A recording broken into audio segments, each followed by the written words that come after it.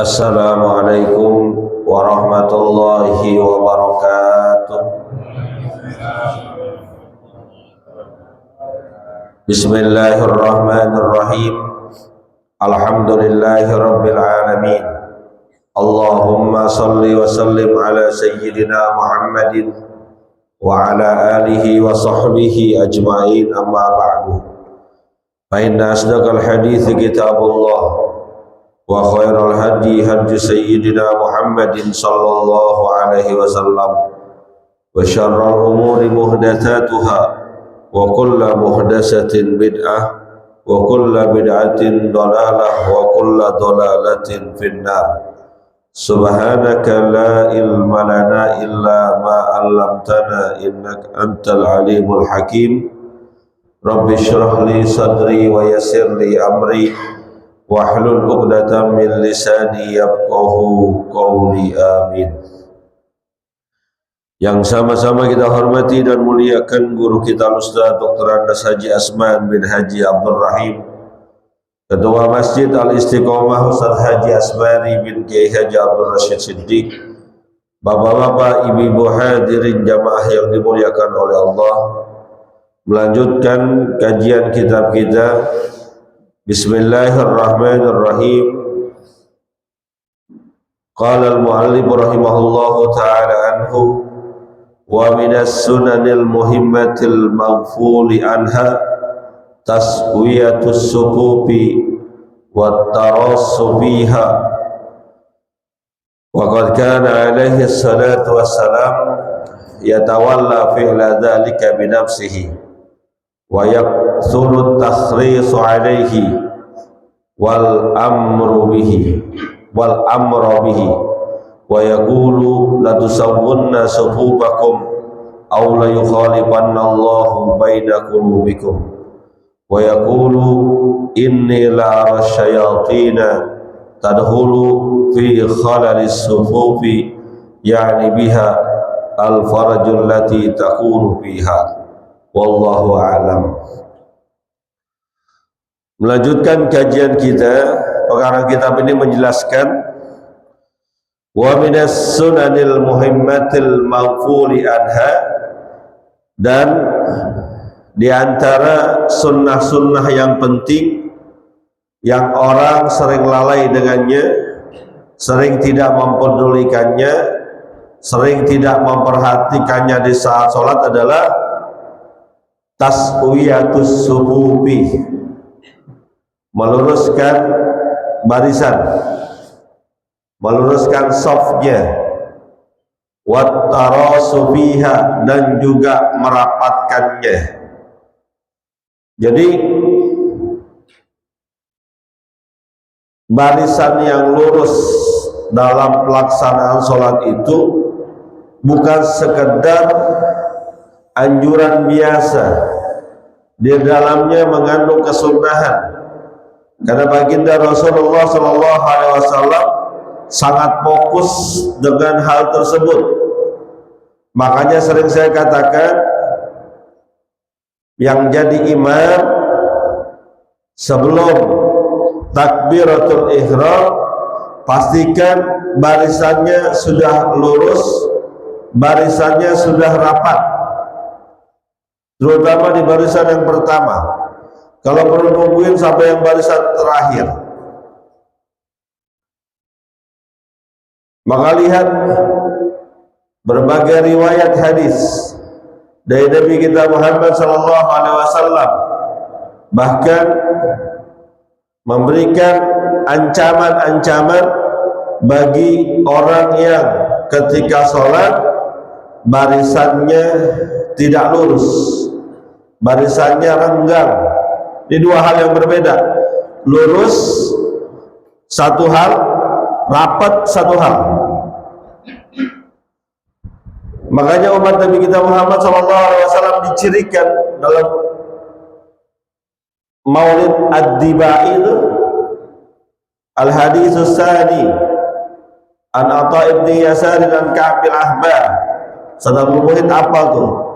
Di tengah-tengah itu digambarkan umat Nabi kita Muhammad sallallahu alaihi wasallam yasubbuna bis salati kasububihim fil qital.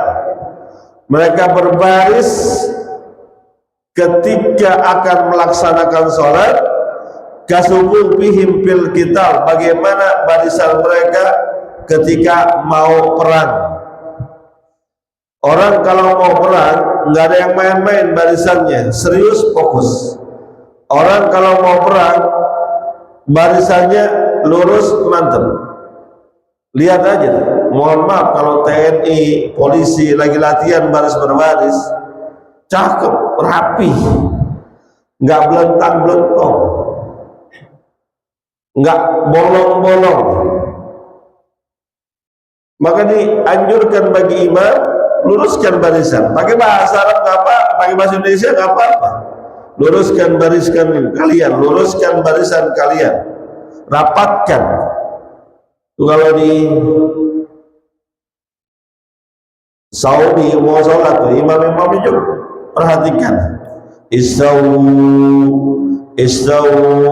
wa tarasu sawu sububakum fa inna taswiyata saffi min iqamatis shalah wa bi riwayatin fa inna taswiyata saffi min tamamis shalah. Istawu, luruskan, wa tarasu, rapatkan. Fa inna taswiyata saffi, karena sesungguhnya lurusnya barisan itu min iqamatis shalah, tanda dari kita benar-benar mendirikan salatnya. Tanda bagi kita min tamamis shalah, daripada kesempurnaan pelaksanaan salat kita. Jadi jangan dianggap main-main. Kita yang udah paham juga begitu. Alhamdulillah zaman sekarang banyak dibantu oleh pembatas-pembatas barisan. Ini sebetulnya bantu nih. Patokannya apa? Tumit belakang, bukan ujung jarinya. Karena kalau ujung jari yang sama pasti barisannya belentang-belentang. Tapi kalau tumit yang sama, insya Allah lurus. Tumit belakang. Maka lihat dalam riwayat bagaimana para sahabat ketika mempraktekkan taswiyatus subuh, meluruskan barisannya. Ada yang diantara mereka meluruskan dengan tombak. Kalau ada yang terlalu maju dimundurin, kurang maju disuruh maju terus. Bahkan ada yang mengatakan dengan pedangnya. Ini bukan mengancam, bukan juga nakut-nakutin, tapi sebagai bentuk perhatian khusus bahwa lurusnya barisan, rapatnya barisan bukan hal yang main-main. Lihat nanti ada hadisnya. Wa qad kana alaihi salatu wassalam yatawalla fi dzalika bi nafsihi. Dan adalah baginda Rasulullah SAW benar-benar fokus dengan hal tersebut buat dirinya. Bagaimana beliau mempraktekkan barisannya lurus, barisannya juga rapat. Wa yaktsuru tahrisu alaihi wal amru bihi, dan memperbanyak memerintahkan para sahabatnya ketika mau sholat rapat barisannya. Di antara sabda Nabi kita Muhammad SAW, la tusawwunna sufufakum aw la yukhalifanallahu baina qulubikum. Lurusin enggak barisannya? Kalau enggak lurus barisannya, maka hati kalian akan dibuat tercerai-berai. Kalau barisannya enggak lurus, enggak akan ada kekompakan di masjid itu. Barisannya enggak lurus, hati kita ini nggak bisa bersatu untuk membela agama Allah. Itu para sahabat Nabi kita Muhammad SAW. Kalau udah urusan berjuang untuk agama, kompak, semangat. Jangankan berkorban harta, berkorban nyawa aja, Nomor satu mereka rebutan. Kenapa? Karena dicerminkan dari sholat mereka yang begitu lurus barisannya. Zaman dulu belum ada karpet, lantainya itu masih mungkin pasir, belum dipelur juga, karena belum ada molen zaman itu. Tapi dengan keadaan yang demikian, mereka tetap bisa meluruskan barisannya. Kita yang udah dibantu nih, tetap aja ada melengsong-melengsong. Ada lagi yang sholatnya bukan lagi barisannya yang belok, ngadepnya belok. Ini kan udah begini nih, ada yang begini, nggak perlu. Sekali lagi saya katakan, nggak perlu kita mengsongin lagi. Pertama, penentuan arah kiblat di masjid kita sudah diawali dengan pakai menggunakan petunjuk kompas. Yang kedua, kita termasuk orang yang sholat di luar wilayah Masjidil Haram ataupun di luar wilayah Mekah. Maka jurusan kita, arah kita nggak harus sama persis dengan Ka'bah. Beda. Orang yang sholat di Masjidil Haram di depan Ka'bah wajib mesti harus kudu ngadep Ka'bah. Nih, dada kita harus ngadep Ka'bah. Makanya sholat di Masjidil Haram Mekah melingkar. Karena Ka'bah jadi di tengah, semua mengarah ke sana. Yang sholat di Masjidil Haram benar harus persis. Yang sholat di luar Masjidil Haram, di luar Masjidil Haram Mekah, misalnya sholatnya di Madinah atau di Mekah tapi bukan di Masjidil Haramnya, mengarahnya ke arah Masjidil Haram, arahnya, jihadnya bukan persis, wah ini mencong dikit sekian derajat, nggak harus kayak gitu. Nah kita Indonesia jauhan lagi, maka arah kita adalah arah Mekah. Maka kalau ada beda-beda dikit, udah jamak itu gak usah milih dikit, enggak begitu. Beragama enggak sulit kayak gitu. Yang penting sudah jurusannya.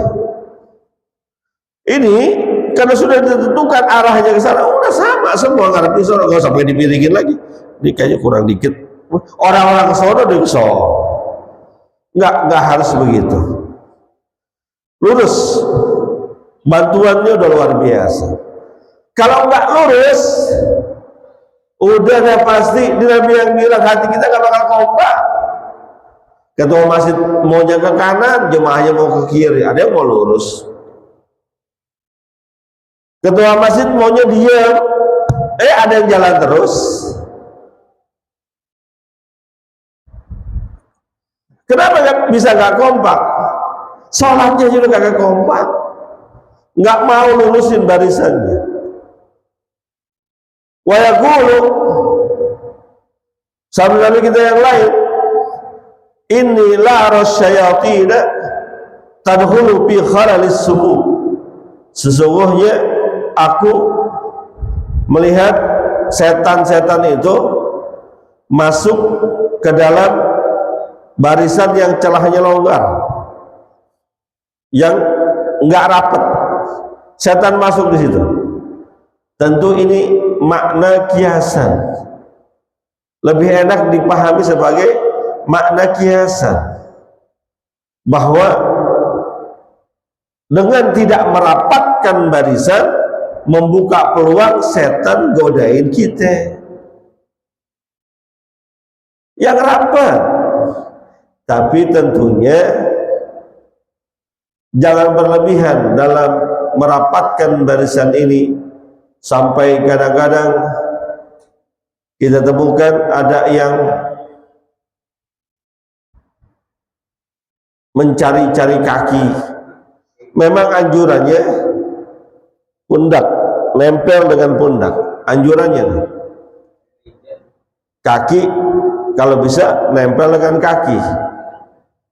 Kalau nggak bisa, udah jangan sampai dikejar, sampai megar banget, jangan. Biasa aja. Diri sholat itu mu'tadilah, sesuai dengan karakter tubuh kita. Ya kalau kita diri biasa bagaimana? Ya begitu. Gak usah terlalu dilebarin banget sampai ngangkang. Atau supaya pundak kita nempel sama pundak sahabat kita apa begini? Biar nempel. Enggak harus begitu. Merapatkan barisan dianjurkan untuk tempelin pundak dengan pundak, kaki dengan kaki. Tapi nggak harus sampai berlebihan, kakinya dilebarin atau sedekapnya dimegarin, nggak usah, standar aja. Yang penting jangan longgar banget. Kayak orang lagi zaman COVID gitu sholatnya, berjarak berapa semeter apa berapa semeter. Ya mungkin mohon maaf saat COVID mungkin karena ada prokes, ya silahkan aja. Tapi kan sekarang udah COVID udah nggak ada. Ya orang duitnya udah habis, COVID-nya udah habis. Ya memang begitu. COVID-nya udah nggak kayak dulu, udah baris lagi aja. Jadi rapatkan barisan, luruskan barisan. Itu yang dianjurkan oleh Nabi kita Muhammad sallallahu alaihi wasallam.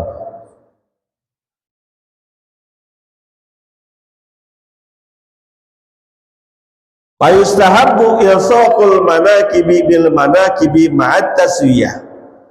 Maka dianjurkan untuk menempelkan satu pundak ke pundak lainnya dalam urusan meluruskan. Ya kalau luruskan pundak sama pundak ketemu. Kalau nggak lurus, satu di depan satu di belakang, nggak enak lihatnya, belentang-belentong begitu.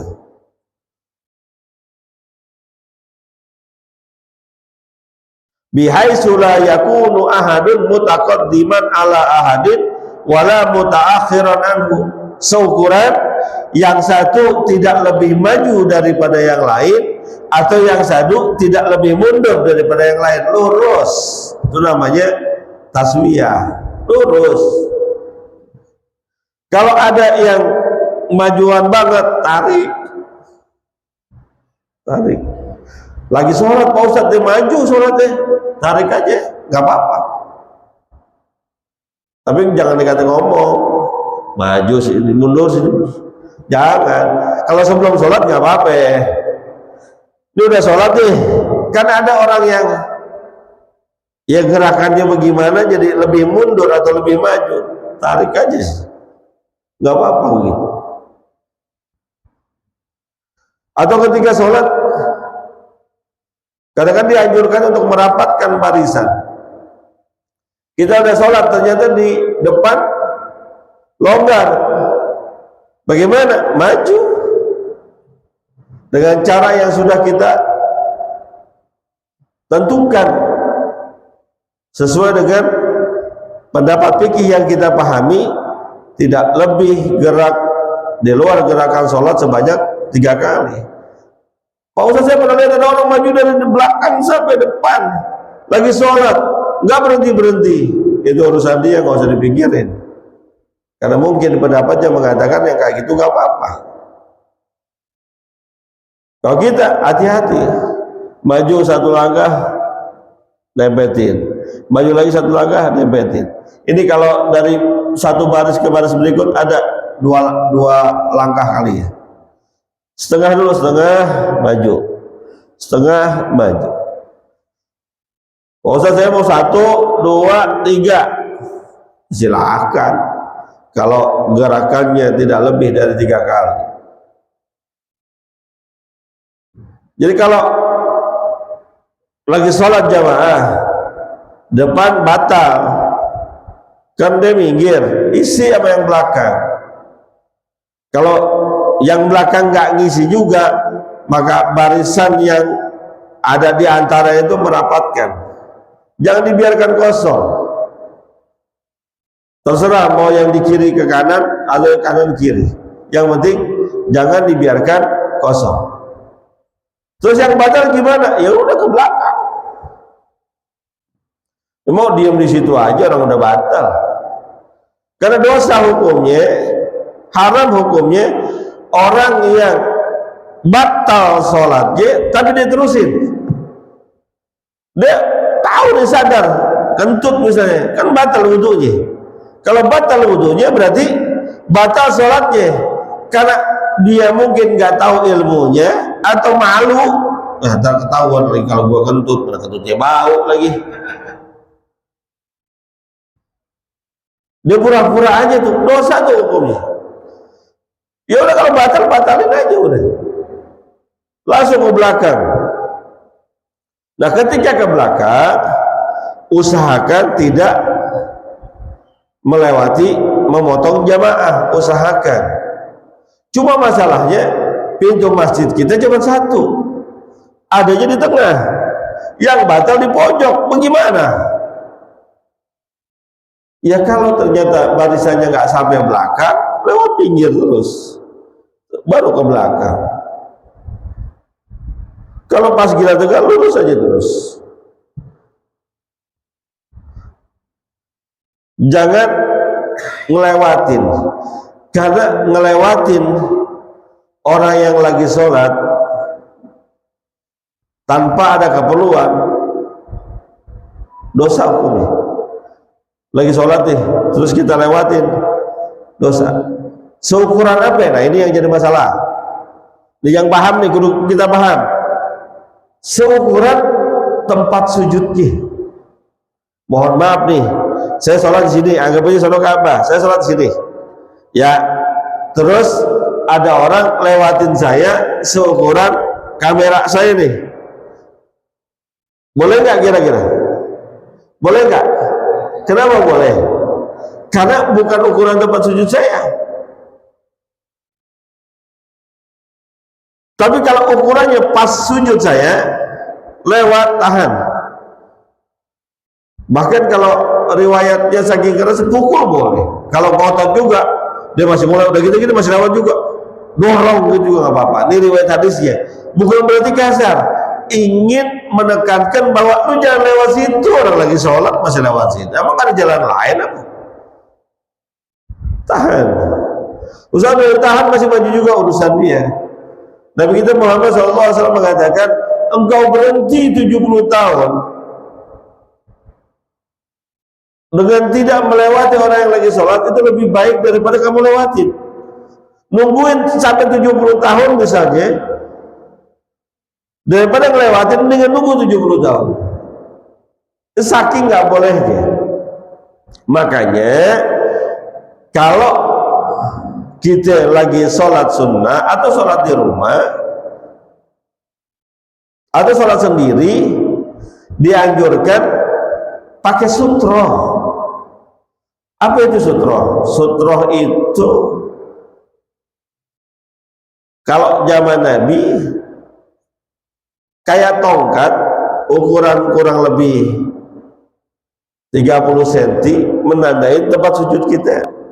Artinya apa? Yang lewat sutroh itu boleh dilewatin. Zaman sekarang ada yang dijual tuh, ada tulisannya hadahi sutroh. Aslinya sutroh bukan kayak gitu, kayak tongkat seukuran 30. Tapi nggak apa-apa, karena itu merupakan sarana, bukan tujuan. Ingat nih, ada pendapat yang lain mengatakan wajib pakai sutroh. Enggak. Ini sarana supaya orang nggak lewatin. Pakai sutroh bisa. Nggak ada di masjid kita misalnya nggak ada sutroh. Pakai apa? Kita punya kacamata, pakai kacamata nih. Boleh. Tapi di masjid-masjid kita nih yang sudah berbaris kayak gini, inilah sutrohnya. Saya sholat di barisan ini, berarti sutroh saya di situ. Ini memadai sebagai sutroh itu hakikatnya penanda batasan orang boleh lewat apa enggak di depannya.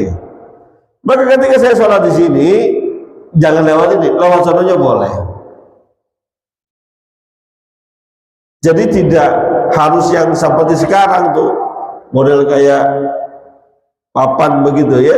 taruh situ. Kalau ada bagus, itu lebih jelas sutronya karena nggak semua orang paham. Jadi namanya sutro itu pembatas tempat maksimal sujud kita supaya orang nggak lewatin lalu lalang.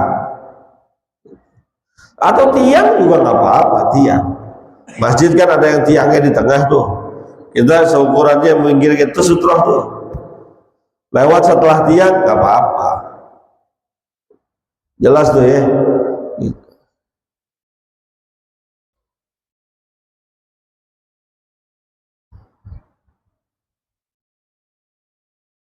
Jadi meluruskan barisan, merapatkan bihaisu la yakunu ahadun mutaqaddiman ala ahadin wala mutaakhiran anhu. Enggak lebih maju, enggak lebih mundur. Wallahu a'lam bishawab. Bagi itu mau nanya. Oh enggak, katanya kemarin saya mau nanya Pak Ustadz, tapi Pak Ustadz ada tutup aja. Heran saya tanya, mau nanya enggak? Wallahu a'lam bishawab. Al-Fatihah.